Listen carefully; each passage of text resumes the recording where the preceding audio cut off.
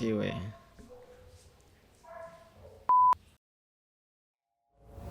Es que el arte es una entidad o es como una estructura social que en realidad parte de su función es no tener una limitante como tal, ¿no? La expresión estética es igual de complejo, ¿no? Que su pensamiento, que sus posibilidades. Quería generar una pieza que pudiera ser confrontativa respecto a la educación pública, ¿no? En específico. No en un sentido muy filosófico, que también es interesante. Comparto la respuesta, o sea, siento que el arte es un espacio de libertad, donde no hay definición, donde está la no definición, nunca lo puedes agarrar. Sí. Cuando lo intentas como definir, se te va el humo entre los dedos. Exacto. Siempre se piensa que el arte es como una cosa decorativa para la gente rica o como una artesanía, y siento que lo despojan entonces y te llevan a un espacio de confusión cuando en la sociedad o cuando la sociedad se pregunta, ¿y eso para qué sirve? O sea, realmente puede ayudarnos a cambiar, ayuda a pensar, nos transforma de alguna manera.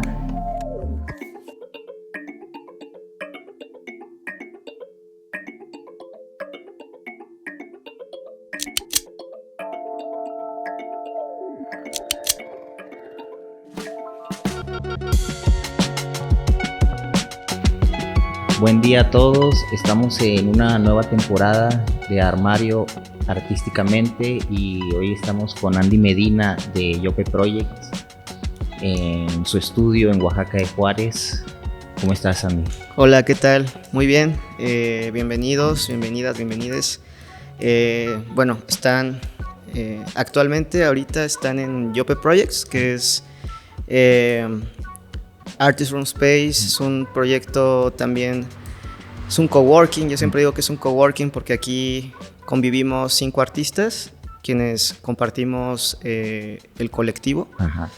Y también tenemos una galería pequeña aquí, la Store. Pero bueno, aquí está mi estudio también. ¿En qué estás trabajando ahora en este inicio? Pues bueno, en este inicio de año estoy justamente en la planeación de todo lo que se viene. Y bueno, también es la continuación de mis investigaciones del año pasado. Este año voy a estar trabajando con pintura. Voy a estar también trabajando con mi brand. Tengo un brand también que llevo a la par de toda mi investigación, que obviamente salió también de mis investigaciones de producción. El brand se llama Superarme y de hecho es como que traigo aquí en la sudadera. Sí. Y bueno, voy a estar trabajando, ahorita me voy a Culiacán, voy a estar activando en unas canchas de pádel. Voy a estar interviniendo las canchas, igual algunos objetos por allá, ¿no? Me interesa mucho la relación que existen también desde el deporte y bueno, como la parte de la dirección creativa. Siento que Superarme se presta mucho para ese tipo de actividades, y también para mí es importante en la parte social de qué forma podemos desde el arte aportar contenido de calidad que pueda también dar otras posibilidades a la sociedad, que vayan, digamos, como colaborando, contribuyendo para que pues puedan abrirse otras puertas mucho más sanas, ¿no? En todo lo que está pasando en México también me parece pues complejo. Entonces pues ahorita en Culiacán pues se sabe, ¿no? Que han pasado por olas de violencia muy fuertes. Entonces pienso que una de los motivos por los cuales también me están invitando es para que yo pueda llevar el brand de Superarme a la comunidad de Culiacán. Órale, está interesante los cruces que puedes hacer con este tipo de proyectos. Yo he visto mucho en tu obra también como estas reflexiones, el juego de palabras, ¿no? ¿Cómo integras, de dónde viene este gusto? No sé si hacías graffiti o te gustaba el cómic, o sea, en tus inicios, ¿qué son los campos que te fueron nutriendo como de interés en tu obra? Pues bueno, yo me formé aquí en Oaxaca, en la ciudad de Oaxaca.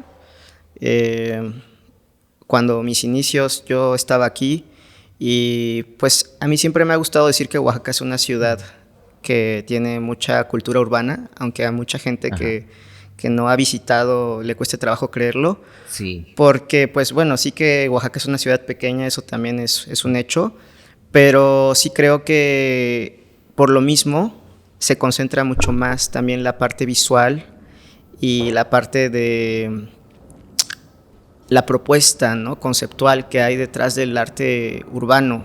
Ajá. Entonces yo a los 15 años, yo estaba pues recorriendo las calles de Oaxaca y observando de que pues toda la propuesta que existía, ¿no?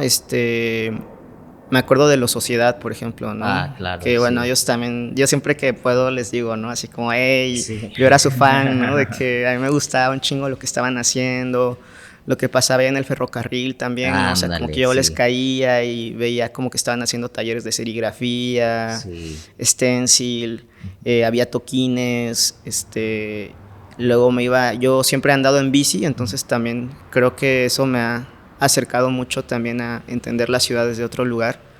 Entonces yo me daba mis vueltas en bici y iba viendo también pues los muros y todo el pedo.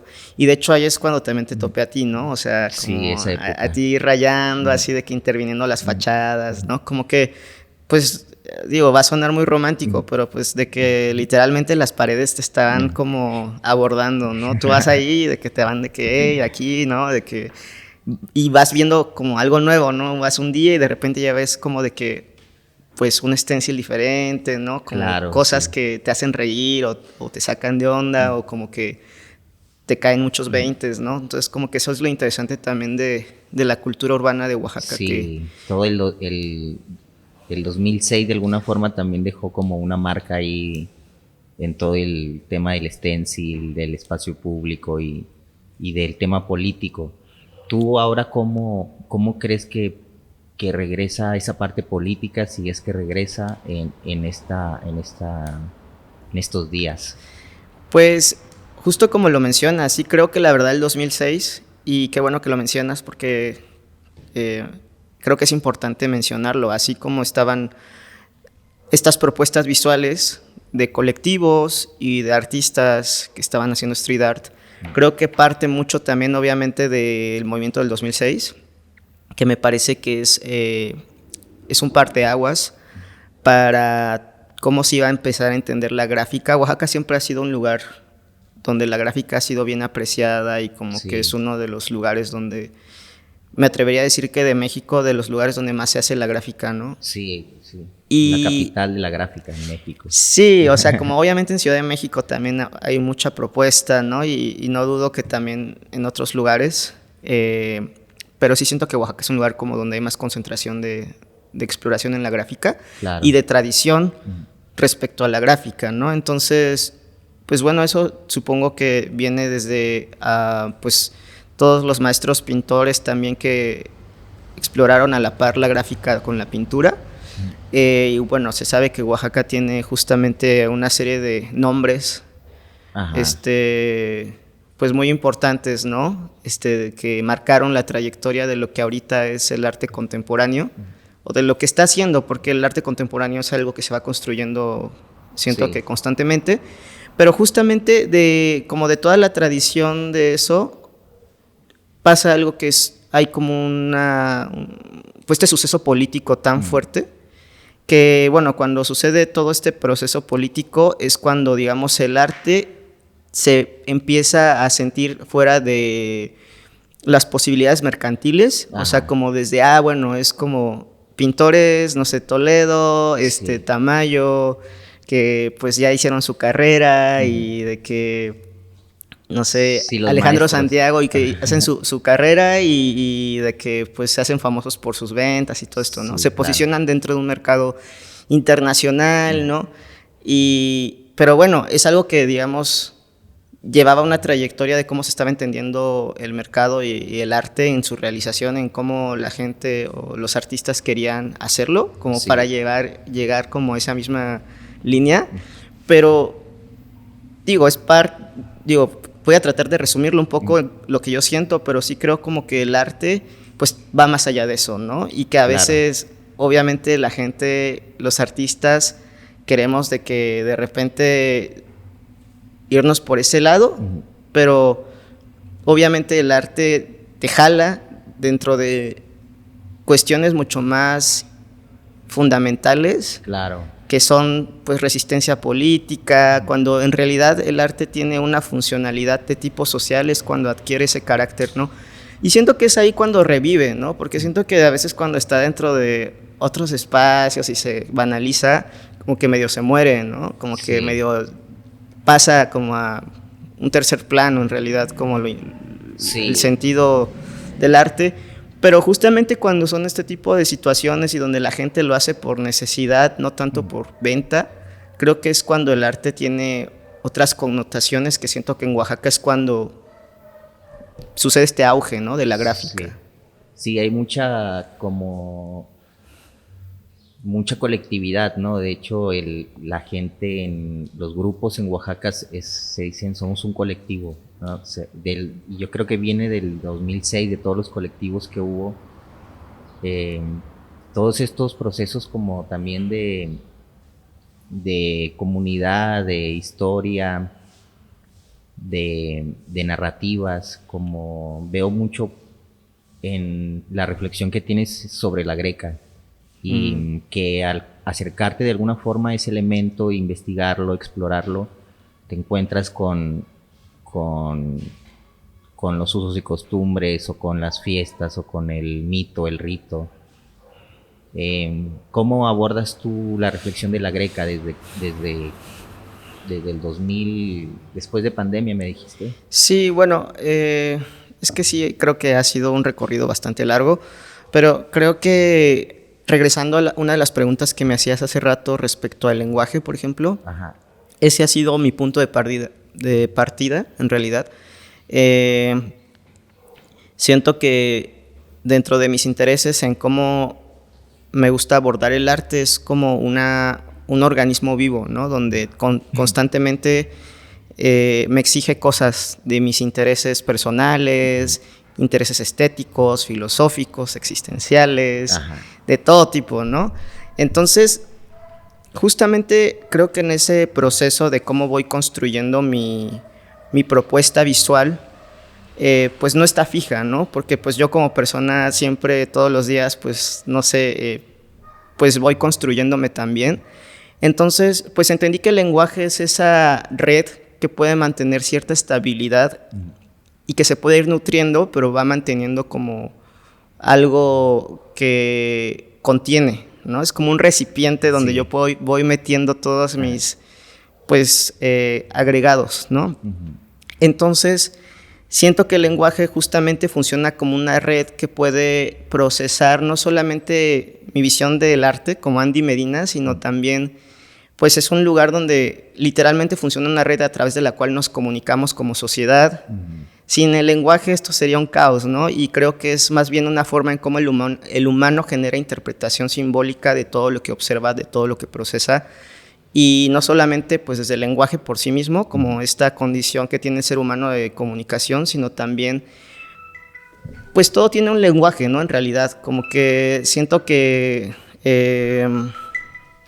pues el lenguaje en final de cuentas es como que, perdón, o sea, el lenguaje también siento que es una estructura que también tiene la capacidad de poder contener también a nivel visual, ¿no? Por ejemplo, toda la parte de nuestra cultura está estructurada a través del lenguaje también, ¿no? A través de lo que observamos, las compañías, la economía también está sustentada a través de un lenguaje. Todo tiene un lenguaje en realidad, ¿no? Entonces, yo como artista y como analista me baso y me guío a través de justamente esas estructuras semióticas que voy recibiendo o voy percibiendo en este proceso, ¿no? Sí, en las exploraciones que tienes de la Greca, ¿de qué otras referencias has explorado de arqueología, de sitios que tengas? O sea, Mitla siento que es como... Claro, sí. O sea, regresando, perdón, a tu pregunta, porque creo que justamente hablaba del lenguaje y que creo que fue más bien como responder la pregunta que me habías hecho anteriormente y me colgué con algo más. Justamente creo que la Greca surge de querer explorar el lenguaje que toca otro de los puntos que también me interesa mucho, que es la identidad, ¿no? O sea, creo que como artistas constantemente estamos construyendo nuestra identidad o entendiendo nuestra identidad como uno de los, digamos, de los puntos principales que el artista necesita tocar en su trayectoria, en su carrera, ¿no? Sí, claro. Es el punto de partida, ¿no? Como no puedes crear sin preguntarte sobre ti mismo, sobre tu identidad. Exacto. Entonces creo que en mi identidad, al menos como cultural y local, y como fan del lenguaje visual, me di cuenta que existen ciertas estructuras visuales, semánticas, que me parecían estéticamente demasiado hermosas, como las grecas, ¿no? O sea, las grecas se me hicieron también como pues, para empezar, ni siquiera podía entender si tenía en realidad como un significado literal. Ajá. Me parecían muy importantes en cuestión de cómo se hallaron, de cómo se construyeron, de lo que significaban a nivel cultural. Entonces, siento que en nuestros días todos los artistas estamos buscando referencias visuales externas, cuando en realidad estas referencias visuales que se tienen a la mano a veces me parecen mucho más trascendentales o igual de válidas que lo que puedes encontrar fuera de estos lugares, ¿no? Sí, de alguna forma la Greca es como ya pues todo un símbolo, ¿no? de Mesoamérica, de Suramérica también. Otros artistas también como el Sabino, Guisu, ha reflexionado en algunas de sus obras también esa parte.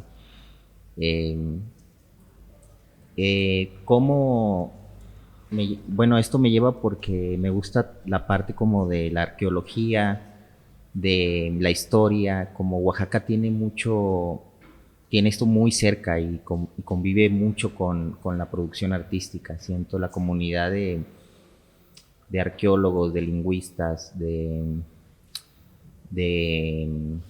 organizaciones comunitarias, todo eso va empapando y haciendo como un campo de ideas y de prácticas muy peculiar, y donde se mezcla la gráfica, la greca, el espacio público o el espacio comunitario, ¿no? Sí. Porque no todo no es urbe, y ahí está lo interesante, esos cruces que puedo ver también en tu obra. Hay una pieza en donde trabajaste con las lenguas y el banco. Sí. ¿Cómo surge esa pieza de hacer esta reflexión de la educación, de la discriminación y de las lenguas en Oaxaca? Pues bueno, la parte política de mi obra yo siento que ha sido también justamente este cruce con mis intereses, donde siento un compromiso también como artista, muy genuino. La verdad sí lo hago desde un lugar como de posicionarme políticamente con mi contexto, con la gente que va a pues enfrentarse con la obra, y siento que esta pieza nació justamente cuando salía de la escuela, de la universidad en Ciudad de México. Ajá. Y bueno, pues yo estudié en el Centro Nacional de las Artes, o bueno, la Esmeralda. La Esmeralda, ¿no? Famosa. La famosa Esmeralda. Entonces, pues siento que yo entendí hasta ese momento que la educación, yo ya lo estaba observando desde tiempo atrás, pero siento que a veces nuestra condición de pertenecer a ciertos lugares, ¿no? Obviamente de entender también lo que significa la cultura y el lenguaje, ¿no? Hasta entonces me había caído el 20 de lo que significa, obviamente, preservar también ciertas estructuras de información como el lenguaje, ¿no? En Oaxaca. Ajá. Y fue el momento en el que yo pensé que quería generar una pieza que pudiera ser confrontativa respecto a la educación pública, ¿no? En específico, que es la educación a la cual podemos tener acceso todas las personas. Entonces ahí es donde hago una pieza que retoma una frase, bueno, es una frase que en realidad yo elegí, que en zapoteco es Liki Ganalú, y que traducida significa ignorante, ¿no? Bueno, es como un poco la traducción. Sí. O tú no sabes, que es la traducción literal, pero ya si la interpretas como ignorante. Y enfrente de este rótulo hay una silla, un mesabanco, que no tiene una pata, ¿no? Como que cojea de una pata y abajo de la pata le meto como unos libros y unos diccionarios de español-inglés, la Constitución, entre otros libros. Ándale. Y estos libros hacen como que la banca como que no coge, pero la banca está de cerca o de frente a este rótulo en grande que le está gritando como ignorante, ¿no? Sí. Entonces, pues bueno, esta fue la primera pieza ahí como que nació de estos intereses también políticos, de querer generar un enunciado, ¿no? de esta situación. Y también parte de eso, o sea, como quizás abordando un poquito más como pues esta línea. También he hecho algunas traducciones de algunos otros idiomas originarios con las mismas frases, ¿no? Como ¿quién es analfabeta ahora? ¿No? Por ejemplo, en Ayuk, ¿no? En Mixteco. Y me la han pedido en otros idiomas también, como en guaraní, en sami, o sea, que son países ya... el guaraní fue en un museo en Brasil, en el Museo de Arte Contemporáneo de Brasil. Y el otro fue en un museo de Noruega también, ¿no? Andale. Entonces, como que también esta pieza creo que ha sido bastante importante como para algunos lugares. Y pues sí. Sí, yo creo que a mí me parece muy interesante y siento que también es un campo que se ha replegado mucho como más a la escritura, la revitalización de las lenguas muchas veces es hacer poesía, ¿no? Recuperar la tradición lingüística, los mitos, pero todo va en dirección como de escritura, ¿no? De escribir. Sí. No tanto desde reflexiones más como plásticas o contemporáneas, y por eso me llamaba mucho la atención esta pieza, que siento que es un camino ahí que no se ha explorado, esta reflexión de qué significa algo en un lugar donde hay 40 y tantas posibilidades o formas distintas de significados o de nombres, ¿no? O sea, el agua, ¿no? ¿Cómo se dice agua en todas las lenguas de Oaxaca? Que, o sea, hace como un panorama con muchas posibilidades, y siento que en las artes plásticas, en la literatura sí está muy bien abordado. Hay muchos libros sobre poesía en diferentes tradiciones, pero desde la gráfica siento que esta reflexión es más compleja a veces porque la información no está tan a la mano. Pero pienso, por ejemplo, en la pieza en esta exposición que tuviste en Nueva York sobre la cruz, esta como analogía de las tumbas de Chagá, que le dicen Guiaró, esta tumba que está llena de grecas, y que es un poco la pieza de la exposición que hiciste en Nueva York. Sí. Pero también ese cruce de estos lugares que son pues emblemáticos, ¿no? O sea, es un patrimonio gráfico, es como un textil de piedra. Y bueno, siento ahí que esa recuperación o esos campos que se cruzan, ¿no? Entre la plástica, la historia, la arqueología, las narrativas, y otra que me parece interesante también es sobre la marca de Superarme, ¿cómo es esto? ¿Cómo es esta entrada pues es a través del lenguaje, justamente. O sea, porque parecieran que son como caminos bien distintos, pero justamente como justamente te decía, ¿no? Como que dentro de todos mis intereses que siempre se van moviendo, y que no puedo estar también estático en un solo camino, Ajá. porque mi naturaleza me lo impide, justo ha sido el lenguaje a través del cual yo he podido, digamos, como generar como atar todas las cuerdas, ¿no? Y que se vaya también como expandiendo también mi campo de exploración. Y esto fue durante COVID. De hecho, la primera vez que nace Superarme, en una exposición de la Ciudad de México. Y pues en realidad no fue dentro de una galería, ¿no? Fue así como, me dieron un espacio para proponer la exposición en un departamento hasta arriba, ¿no? Con un amigo que se llama Nico. Saludos a Nico. Y él, pues, me propuso, ¿no? Hacer esta exposición en Ciudad de México.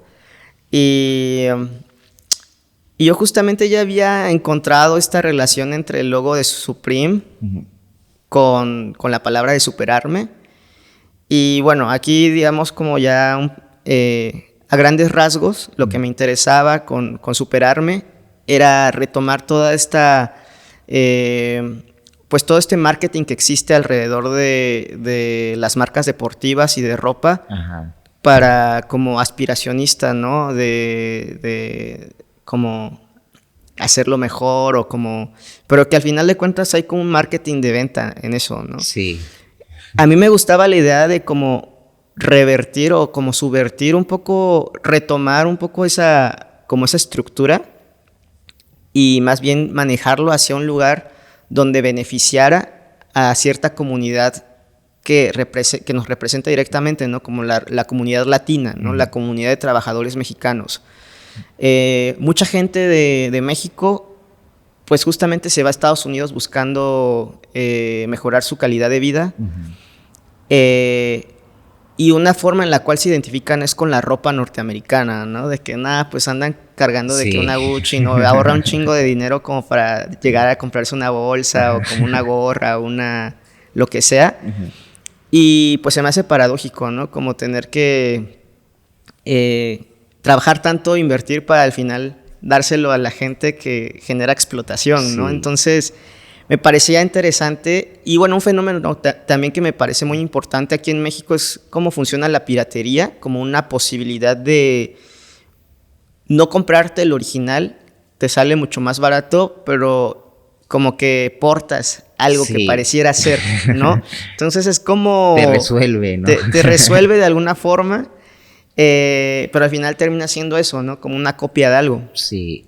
En el arte también pasa igual, ¿no? Digo, mucha falsificación y de gente que te compra, no sé, grandes maestros y piezas que obviamente no son originales, pero de alguna forma te da como un estatus tener a tal maestro, tal pieza de...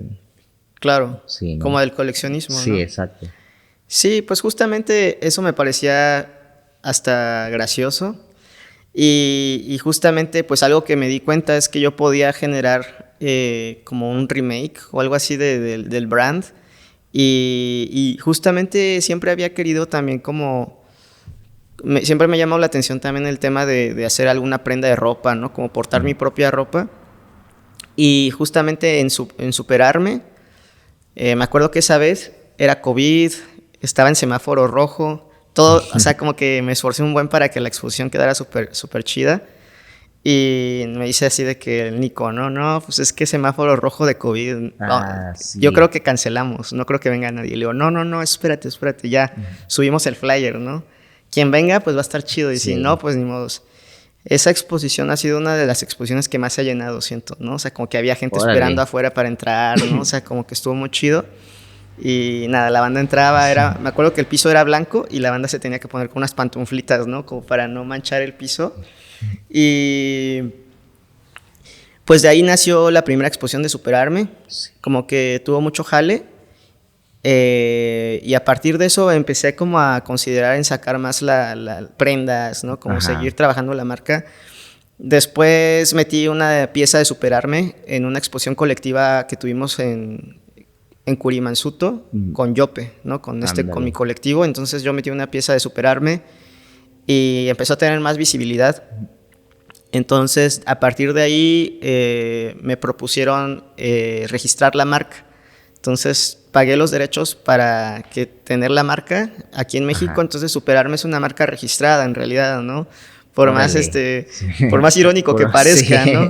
No es Pero tan pirata ya. no, ya no es pirata, es original. Entonces, pues Sí. eso me parecía interesante también ver como estos posibilidades que también se abren en México, ¿no? Como en este Sí, lugar claro.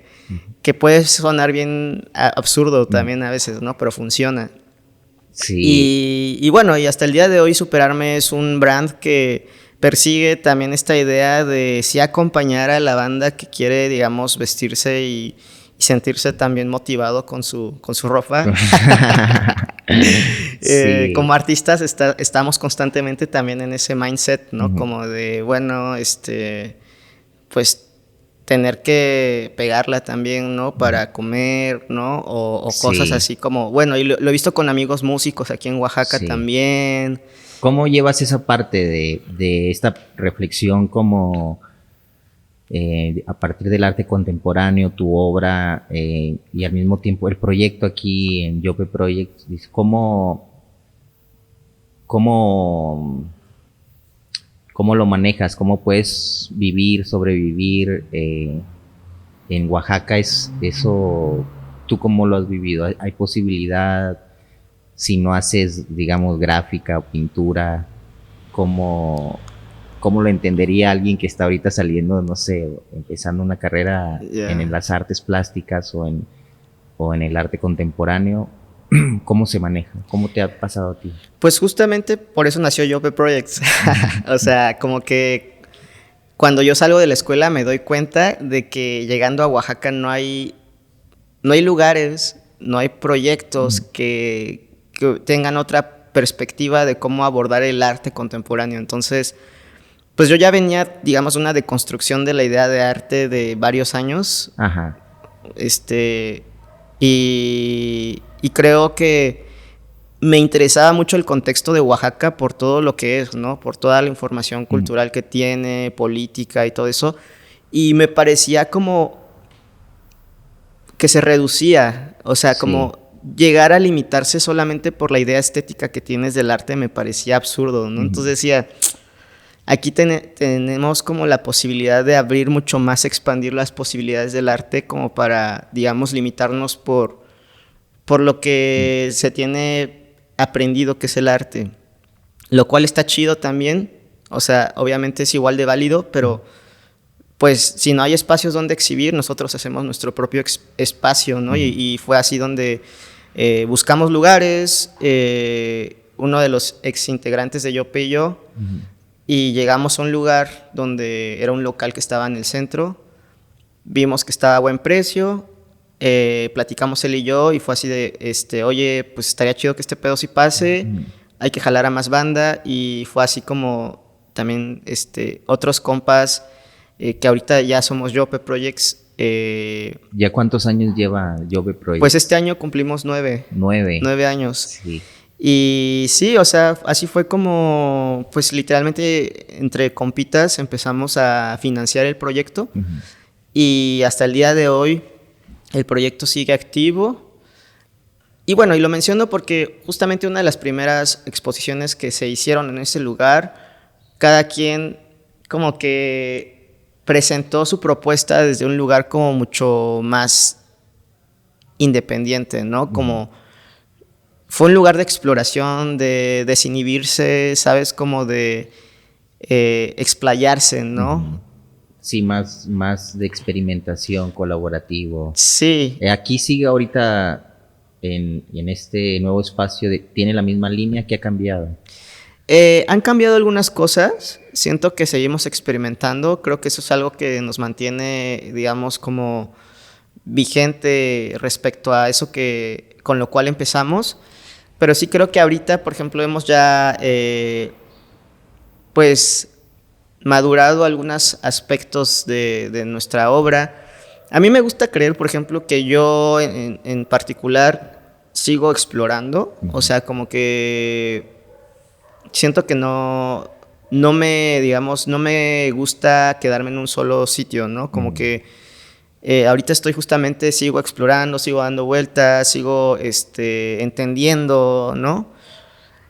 Y creo que así estamos todos mis compañeros, ¿no? Sí. O sea, como que creo que todos están en sus propias investigaciones, y ese es el proceso de un artista en realidad. ¿Cómo, cómo le explicas no sé, a tu grupo, no solo a tu grupo familiar o a tu entorno familiar, sino cuando te preguntan a qué te dedicas, qué respondes? Pues yo creo que ya, o sea, toda mi familia sabe que soy artista en ese sentido, pero sí, a veces, por ejemplo, para contarles, porque bueno, mi familia también siento que tiene un poco la visión como más clásica de lo que es el arte, ¿no? Sí. Y obviamente pues sí pinto y sí pues hago escultura o foto, no sé, ¿sabes? Como que sí siento que hay como cubro esa cuota, pero en sí mismo algo que a veces me cuesta un poco de trabajo compartirles o decirles es como, bueno, hice esto por esto, ¿no? Como tiene sentido que yo haga esto por Sí. estas inquietudes, ¿no? O esta pieza funciona de esta forma, ¿no? Claro, porque de alguna forma cuando es lo que me lleva a esta pregunta que es, o sea, ¿para qué sirve el arte?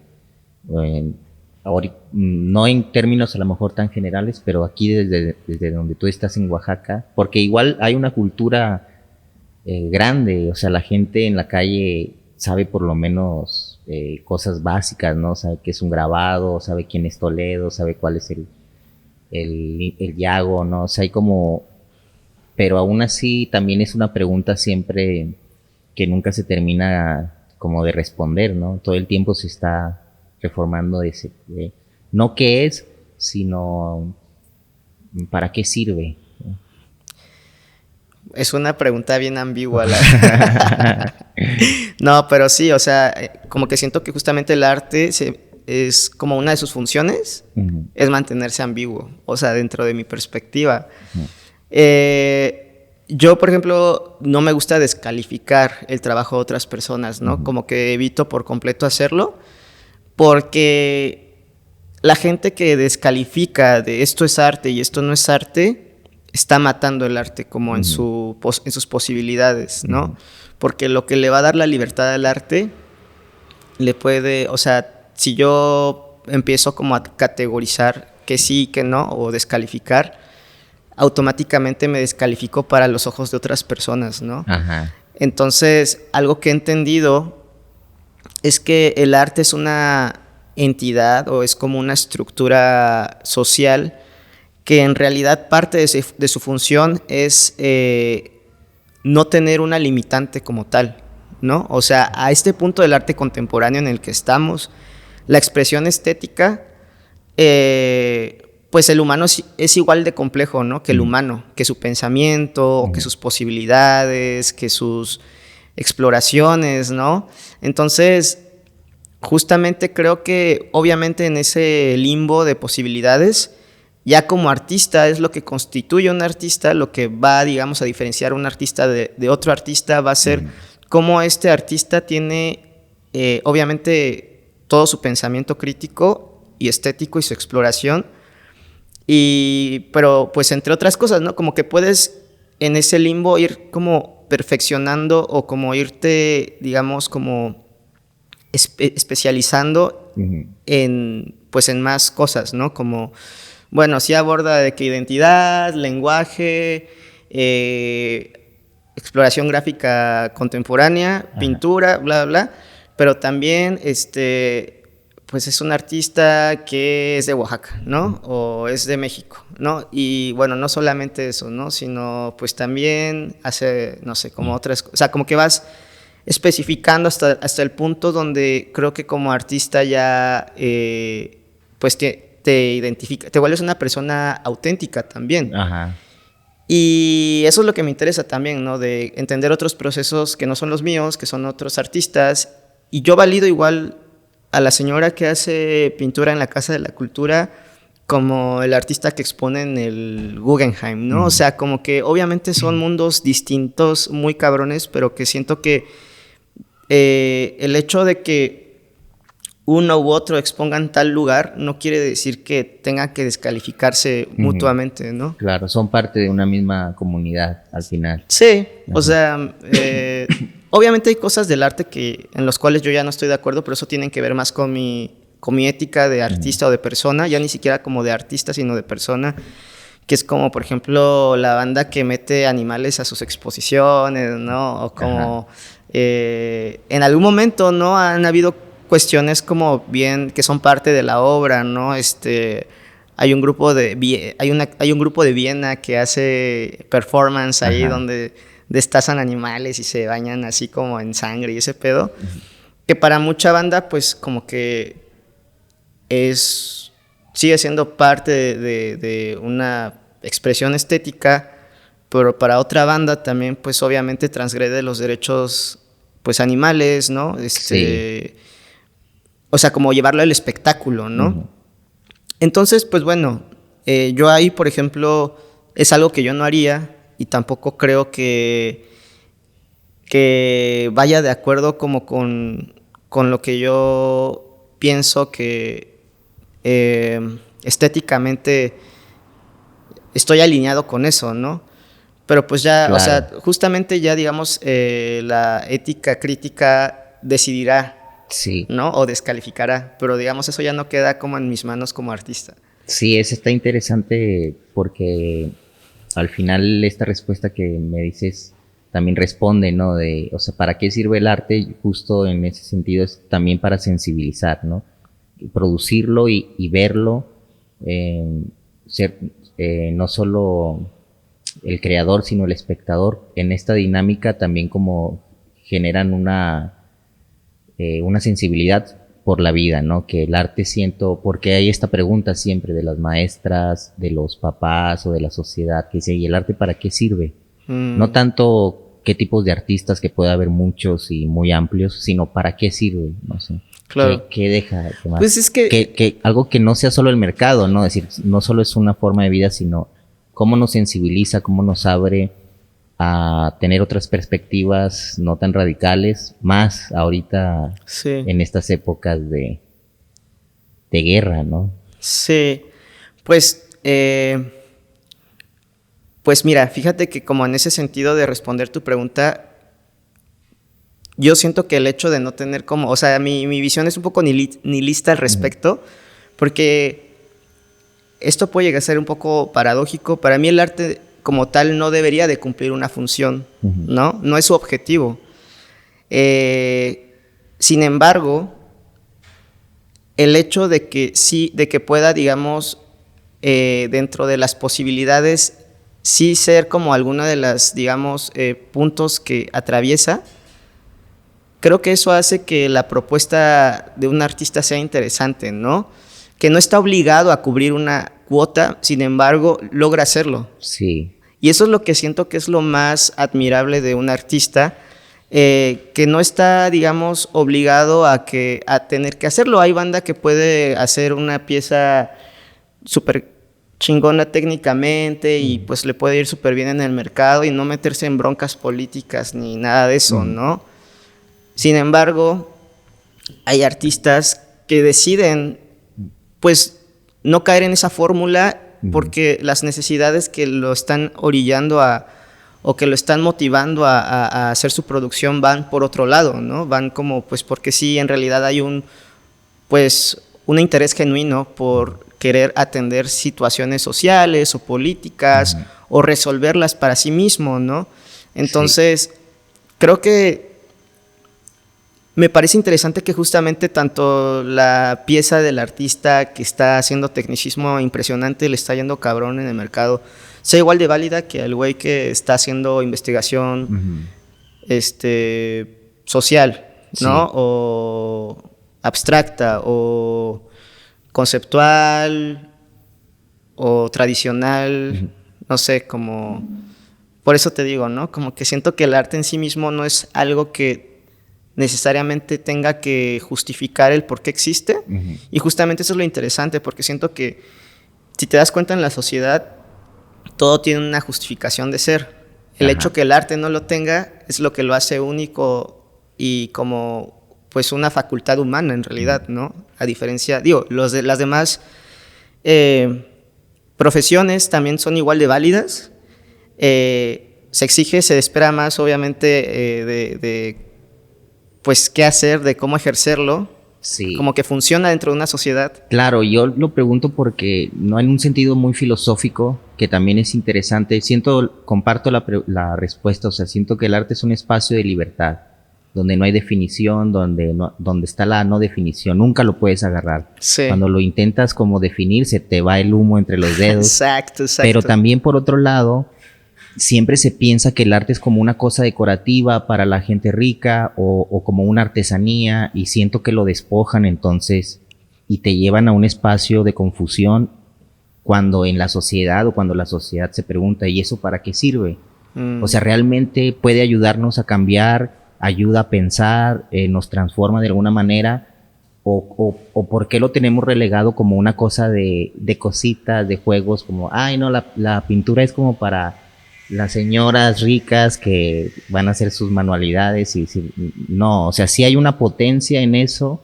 ¿Cómo la podemos decir en palabras simples a una sociedad que está exigiendo que también la cultura y el arte baje hasta donde ellos están? Y no en una cosa romántica o como que los va a salvar, sino por lo menos entender qué es eso. Claro. Porque siento que ahí de repente está este juego de abstracciones que nos alejan otra vez del como de este toque más cercano con la gente. Es decir, si tú vas a una escuela ahorita aquí en cualquier pueblo de Oaxaca y te preguntan, claro, ¿eres un artista? Y dice que el arte es bueno para la comunidad y para tal. ¿Y cómo? ¿Por qué? O sea, este juego me interesa siempre, ¿sabes? Claro. Porque el artista siempre tiende a replegarse, a no definirse. Sí. Pero la sociedad lo que te está diciendo es que te está exigiendo de alguna forma claridad, ¿no? No a lo mejor en el discurso, pero sí en las acciones. Y por eso siento estos proyectos de los que hablábamos dirigidos a comunidades, no tanto lo que estás haciendo en las galerías, que eso también es, me parece bien interesante, o lo de la marca, es decir, en esa dirección se me hace interesante estos cruces que puedes hacer como con el juego de la arqueología, con lo del tema de la lengua, como decir, el arte en parte sirve para abrir la reflexión y dialogar sobre estos aspectos, ¿no? Sobre aspectos de violencia en la educación, en la identidad. Entonces, creo que de alguna forma, más que en un discurso, en la obra misma que haces ya va reflejado pues, esa tensión. O sea, ahí yo te diría 2 puntos, ¿no? O sea, como respondería esa pregunta en 2 puntos. Lo primero es como respecto a mí como artista y como mi obra, siento que no hay un momento en donde yo me separe de ese compromiso respecto a cómo me es percibido o cómo soy percibido por la comunidad. Siento que para mí la comunidad siempre es muy importante, pero por ejemplo, inclusive lo que he expuesto en galerías para mí tiene una función social, pero no tiene el mismo sentido o significado en todos los lugares. Es decir, en las galerías o por ejemplo en ciertos lugares como más, digamos, donde hay un público más acostumbrado a ir a una exhibición, más neutros, por así llamarlo. Por ejemplo, llevé esta exposición que se llamó Mitla a Estados Unidos, a New York, ¿no? Pues ahí esta pieza funciona porque la gente no tiene esta información tan obvia como lo tenemos aquí en México, ¿no? Entonces, tiene una función que tiene que ver con presentar parte dentro de la propuesta de pintura, una búsqueda dentro de la identidad, ¿no? Como yo ahí, por ejemplo, yo lo que estoy buscando en algunas partes de ciudades que me han invitado en Estados Unidos es compartir parte de lo que la identidad mexicana es, o sea, pero no en el sentido como tradicional, sino reivindicar, ¿no? A mí me interesa que la banda mexicoamericana ya puedan también encontrarse en artistas mexicanos y que puedan empoderar también la comunidad latina que habita de ese lado, claro, ¿no? Entonces, ahí funciona de esa forma. Este tipo de piezas, pues por lo regular no las he presentado mucho aquí en México, en Oaxaca, ¿no? Aquí, por ejemplo, pues presento piezas más políticas, a lo mejor un poquito más conceptuales en el sentido de que lenguas originarias, preguntas como más directas, pero porque se entiende más el contexto, ¿no? Claro. Tiene un sentido más directo aquí con el contexto. Lo de superarme también siento que funciona para el público, obviamente, que habla español, o sea, como lo estoy pensando para el público latinoamericano, hasta Estados Unidos, de toda la banda que habla español por allá, México, y todo lo que es Latinoamérica, ¿no? O sea, como que y España también, si se quiere, o sea, como todo el globo que maneje el español, esta pieza, pues, me gustaría como que pueda acompañar también a la banda latina, ¿no? Sí. En estos lugares y también bajo la misma idea de empoderar también. Y bueno, y el otro punto que te quería comentar, que siento que es de cómo la gente se identifica o el hecho de la democracia, del arte democrático, siento que es algo a lo cual el artista como tal no está obligado a cubrir, ¿sabes? Esto puede sonar muy egoísta, pero también creo que como artistas se nos cosifica en el tener que rendir cuentas para alguien, ¿no? Y a veces en este proceso, pues, a veces son procesos muy internos, muy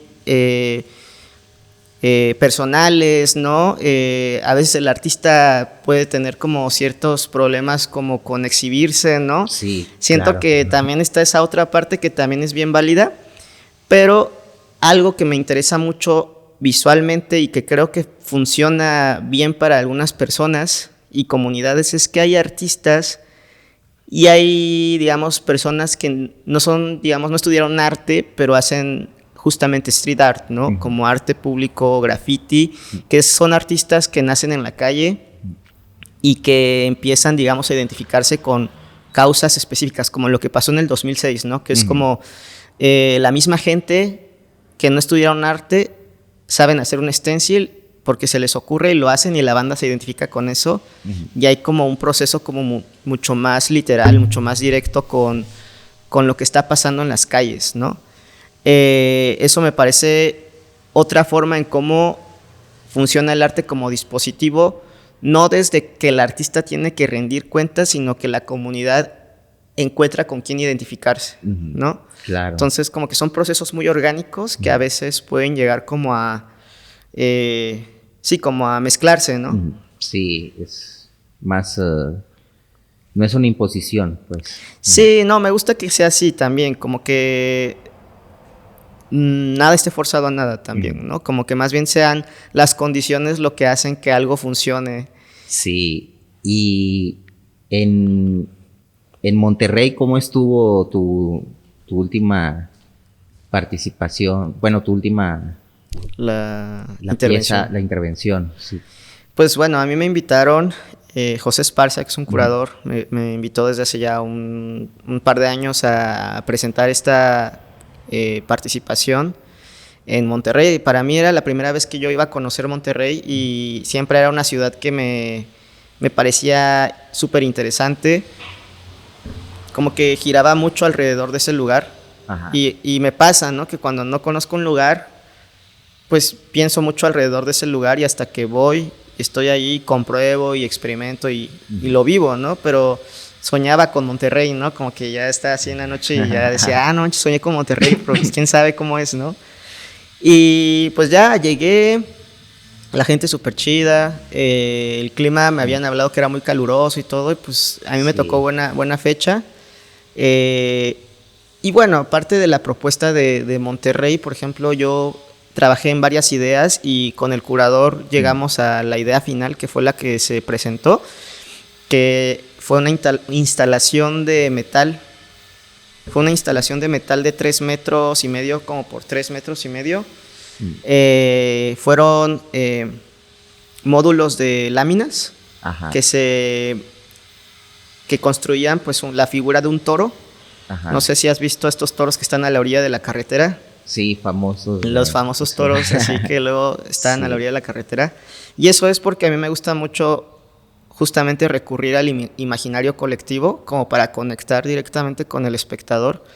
Entonces, pues bueno, literalmente no era tal cual el toro, pero sí como que tenía otra posición el toro, ¿no? Como para evitar que hubiera algún tema ahí como de derechos de autor. Ajá. Pero obviamente la banda lo relacionaba desde que lo veía, ¿no? Y eso pues me interesaba muchísimo.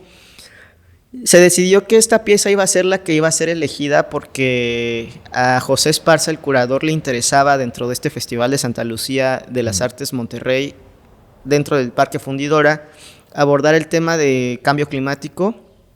Entonces, pues en Monterrey es uno de los lugares de industria ganadera como mucho más industriales de toda México. Entonces, pues se sabía que hace un par de años hubo crisis hídrica muy fuerte, ¿no? O sea, como diferentes cosas que creo que, contaminación y así. Entonces me pareció y nos parecía que era la pieza indicada, ¿no? Como pensar en esta figura enorme que remitía a la industria ganadera de Monterrey. Sí. Y también como llevaba una frase en inglés que decía Big Solutions for Big Problems.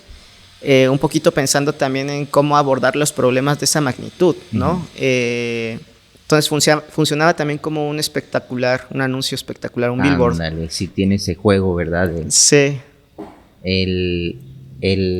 La frase que me decías de tomar al toro por los cuernos. Sí. Está bueno.